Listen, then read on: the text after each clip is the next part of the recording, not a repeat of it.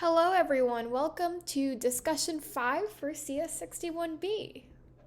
These announcements are basically irrelevant by the time this video comes out, so I'm just going to move past them. Let's do some review.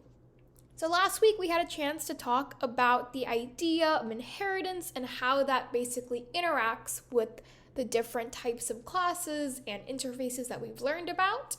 So now we're kind of going to learn how that actually impacts how code runs. So there are two terms that we want to know. They kind of sound similar, so we're going to just differentiate between them real quick. The first is called method overloading. Now, method overloading is done when there are multiple methods with the same name and return type, but different parameters within the same class. I mean, it can be within a superclass and a subclass, but it doesn't have to be. So in this example, there's a bark at function. There's one version that takes in a dog and one version that takes in an animal. And so when you pass in your object, the computer will automatically look for which one of these best fits the static type of your variable, and that's the one that it will pick. So if you pass in a dog, it'll go into the first version of bark at, which is up here, and if you go for animal, it'll go for the second version of bark at. Method overriding, on the other hand, is done between a superclass and a subclass. So it's done when a subclass has a method with the exact same function signature as the method in its superclass. And you use this when you want to change the behavior of that method from what it's doing in the superclass. So in this example, there's a speak function in the dog class that prints out woof, I'm a dog, but in the corgi class, we wanted to instead print out woof, I'm a corgi. So it has to have the same name and the same parameters in order to override it. There's also this thing called casting. So the best way I like to think of static and dynamic types when it comes to code is that the static type, in this case animal for A, is kind of like a box, right? And the box holds something of dynamic type dog. During compile time, so when Java's going through that first pass of code to compile it into a class file, Java can only see the static types of things. It only has access to the labels on the box. So this box would be labeled animal. It doesn't have access to what's in the box yet because that's determined on the code running. So at runtime, the Java is able to kind of open the box and see what's inside of it. What that means is that there are some situations, let's say we want to call a.bark.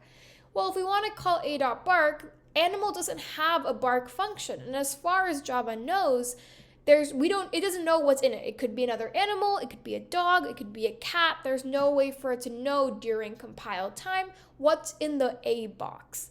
So it says it'll assume that it won't work and it'll throw an error.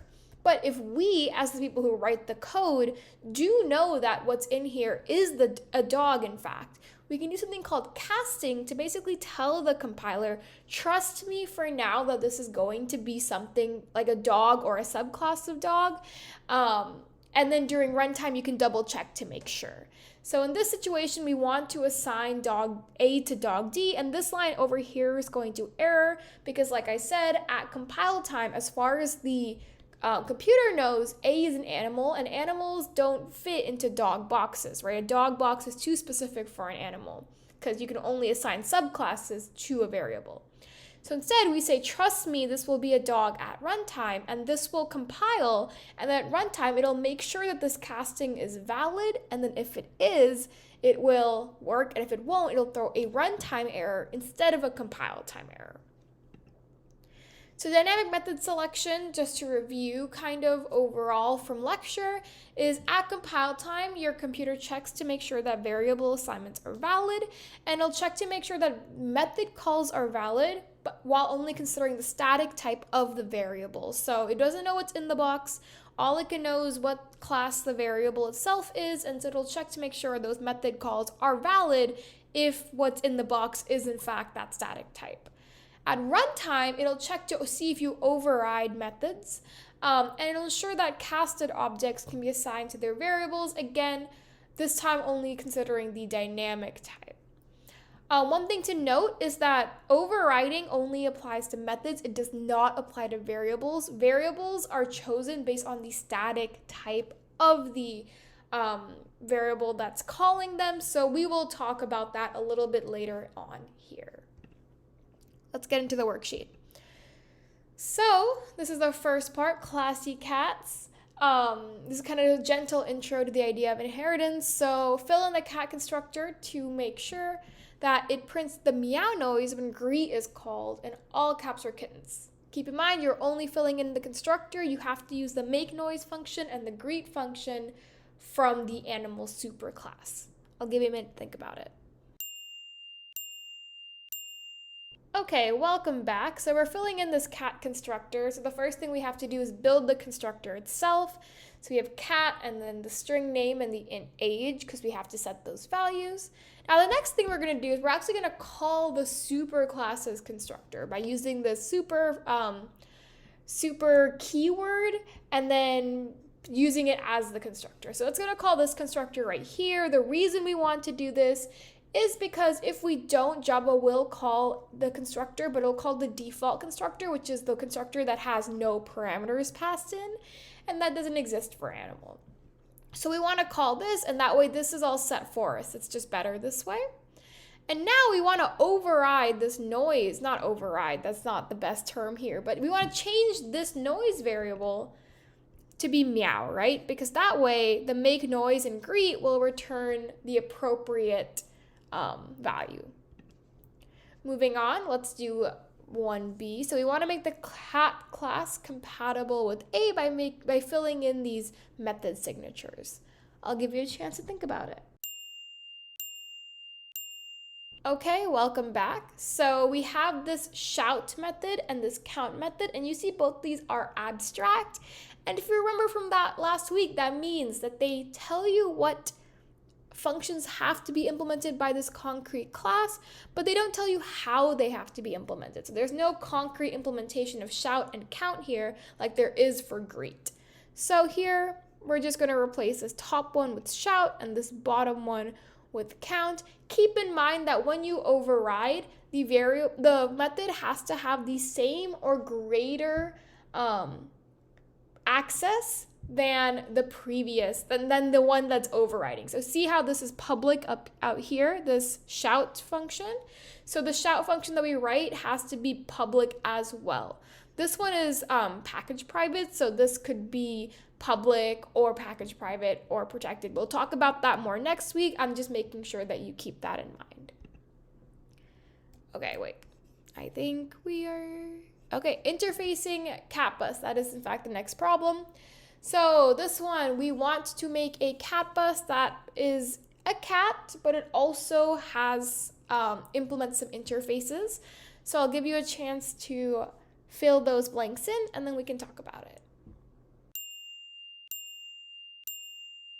Okay, let's talk about it. So the first things first, we have to start off our class signature normally. So public class CatBus. This is not an abstract class, so we don't need that keyword there. Next, we are going to do extends cat. Remember, you can only extend a single class, so that's it for our extends. And then we're going to implement vehicle and honker, which are both interfaces. You can implement multiple interfaces, so we just separate them using a comma. Now we have to implement all of the functions that cat, vehicle, and honker need our class to implement. Now cat doesn't actually have any requirements, so it's just vehicle and honker right now. So the first one is going to be from our rev engine. And again, you can see it's public and then honk. One thing to note is that the default accessibility in interfaces is public, not package private, which means that when you implement something from an interface, it always has to be a public function. Next, we are going to look at this part of the problem. I think it's actually 2b, not 2a. That's my bad. And so for this, we want to update the method so that CatBuses can honk at CatBuses and gooses, not just CatBuses. So you can think about how we might be able to do that, and then we can talk about it.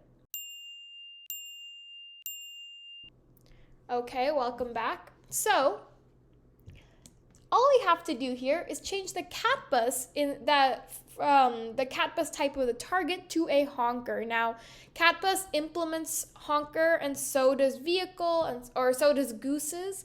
And so basically what that means is that you can put a CatBus or a goose in this variable, right? It's kind of like having honker as a superclass. Interfaces kind of work similarly in that way. So anything that is a honker can go here, and because it's a honker, we know that it will have a honk function. So this won't error, basically.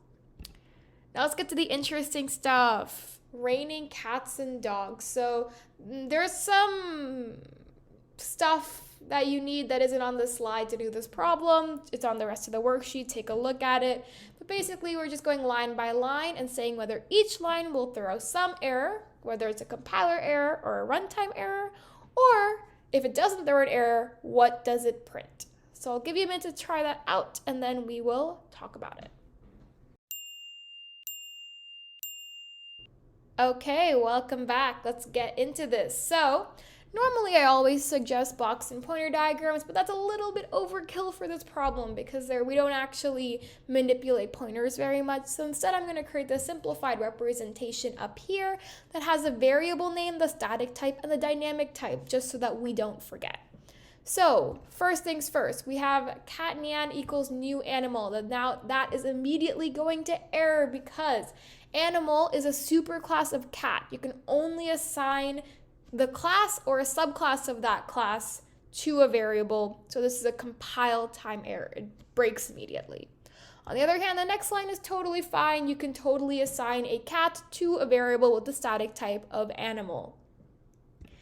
And then you could also switch that. So now the dynamic type of A has switched to dog. You're not tied to whatever variable you assign it to first. It can be whatever as long as it's a subclass of animal. Next, we're going to print out system.out.println a.greet, and this is going to print fido.woof.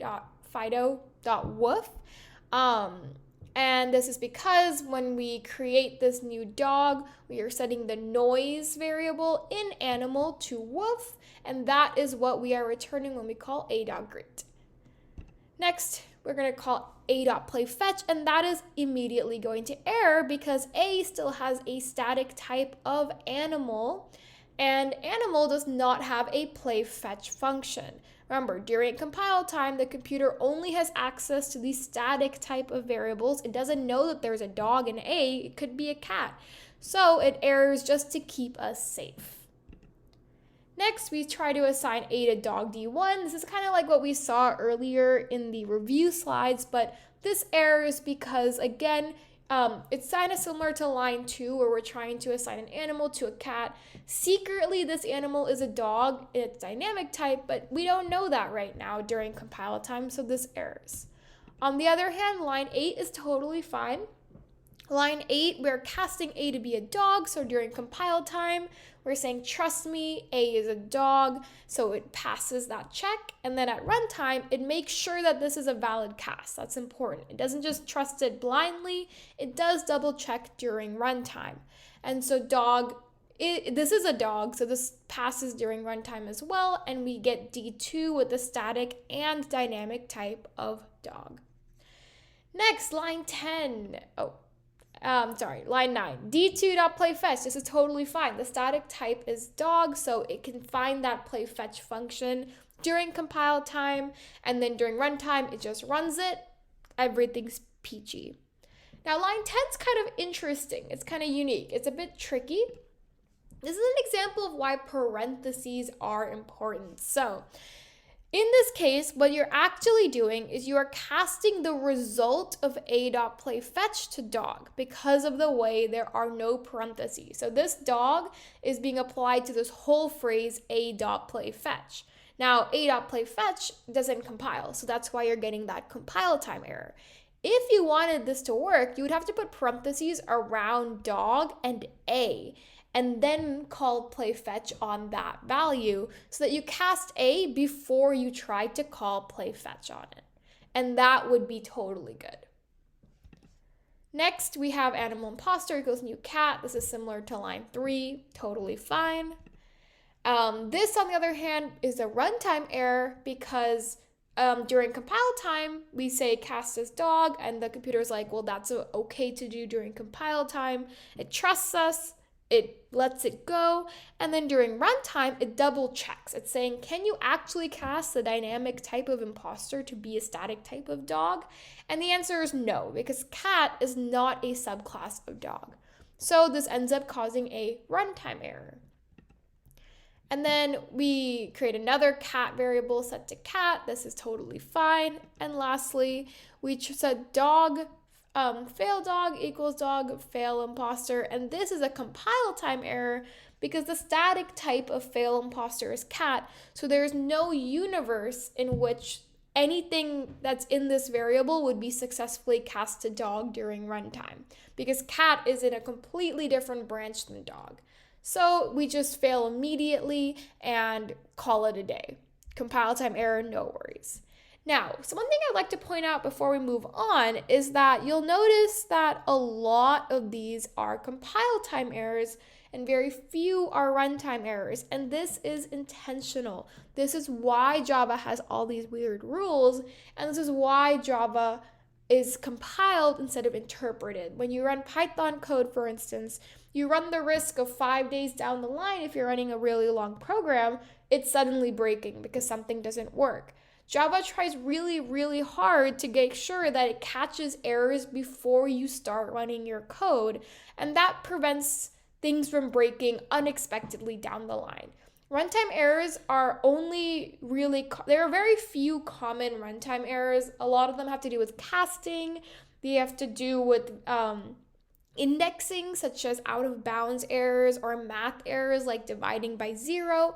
The vast majority of Java errors are found during compile time, and that is a real pro of using Java.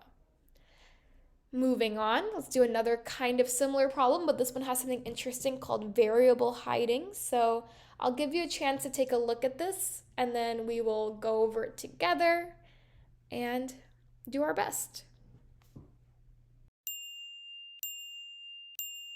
Okay, let's go over it. So first things first, these 3 lines up here are totally fine. They're setting A to A, B to B, and B is a subclass of A, so that all works out.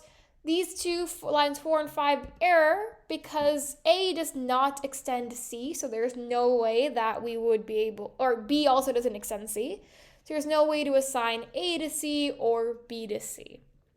So moving on, we have AA.F of AB. So what happens here? We are calling F on AB. AB has a static type of A.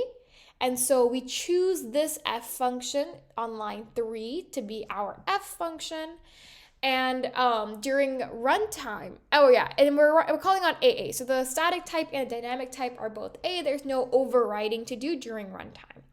So we're here, and then we're going to system.out.println x. Now, if you remember from our review slides, variables are chosen based on the static type of the class that's calling them. Well, if you're calling a variable from within a class like class A, there is an implicit this, so it's like actually secretly this.x, and that this variable has a static type of whatever class you're in and a dynamic type of the actual class. So if you were calling AB, for instance, and you managed to call like one of these functions, which we'll see soon, you would have a static type of A and a dynamic type of B. In this case, we have a static and dynamic type of A, so it's pretty simple. We're going to return this x equals 1, and so we get 1 here. Next, now we run into that other thing that we were talking about. So during compile time, we choose this method on line 3, but during runtime, we override it, right? Based on the one on line 10, because it has the same name and the same input parameters. From there, we're going to system.out.println x, and so that's going to print the x that is in the class B. So that's going to be x equals 2, and that's what we get over here. Next, we have bb.fab, and again, it has the same exact process. The reason it has the same it doesn't have the same exact process during static during compile time, it chooses the function on line 10 from the beginning because BB has static type of B. But the result is the same because you're running that same function. Now, line 10 is a little bit more interesting. So line 10, you have a static type of A, and you're going based off, and you're passing in BB, which has a static type of B. So you're picking the best method for this input, which is of static type B. So we're going to actually pick the method on line 4. Now, the dynamic type of AB is B, but B doesn't have a function that takes in another B, right? So there's no function here to override it, even though this function on line 10 has the same name, it doesn't have the same parameters. So we're going to keep this function even during our runtime. And the result of that is the x we're going to use is the x in class A, not the x in class B. So instead, we're going to use that x, and we're going to get a 3 instead of a 4, which we would get if we use the x in class B. And this is an example of something called variable hiding, where there's two versions of the variable, one in the subclass and one in the superclass. And when you're running a function in the superclass, because the implicit this here has a static type of that superclass, the variable you're actually going to get is this hidden one up here. Even though if you just called ab.x, you would totally, or if you called bb.x or anything, or if you called x right here, you would just totally get this x equals 2 instead. So in summary, you're getting that x, you're returning 3 because you're getting that x from up here rather than down here. Similarly, this does the same exact thing for the same exact reason. You're just not overriding because there is no function that overrides it. You go to you basically check this class and the superclass to see if there's something that takes in exactly the right the static type.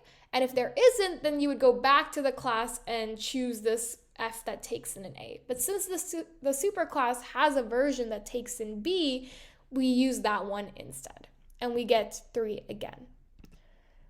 And then ab.h is going to print out a.h, bb.h is going to print out b.h, and this is just because ab.h, it's the static type, so these static functions are determined based on the static type of the variable naturally because they're associated with the class, right? They're not associated with any instance. So that kind of makes sense too.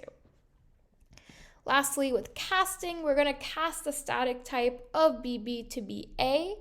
And so in doing that, we're going to be choosing this version on line 5 rather than this version on line 11, because the static type of parentheses ABB is actually A. That's the whole point of casting. This is a complicated problem. It's pretty difficult. So if you didn't get it, that's totally fine. And I recommend you just try going over it one more time. Okay, last things last. That's a weird phrase. Let's try an array problem just to dust up on that a little bit. So I'll give you a chance to take a look at it. The idea is we're flattening this 2D array. And give it a shot.